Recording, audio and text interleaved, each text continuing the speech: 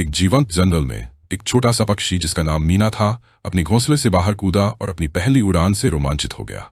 वहां आकाश में उड़ते हुए अपने आप को मुक्त और जीवित महसूस कर रहा था। अपनी खुशी भरी यात्रा में उसने अपने दोस्त टीटी, एक छोटा सा खरगोश, को देखा जो एक पेड़ के नीचे बैठा हुआ था। टीटी मीना को उड़ते हुए देखकर बहुत खुश हुआ और बोला, मीना, तुम कितनी अच्छी तरह से उड़ रही हो।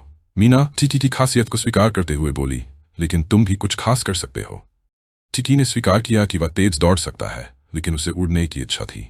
मीना ने उसे उड़ने की कला सिखाने की पेशकश की, जबकि टीटी ने उसे दौड़ने की कला सिखाने का प्रस्ताव रखा। वे दोनों खुशी खुशी अपने अपने कौशल का आदान प्रदान करने पर सहमत हो गए और इस तरह उनका दोस्ती का बंधन और भी मजबूत हो गया। दिन बीतते गए। मीना ने टीटी को अपनी पीठ पर बिठाकर आसमान में उड़ने की कला सिखाई, जबकि टीटी ने मीना को जमीन पर जैसे हवा की तरह दौड़ने का तरीका बताया।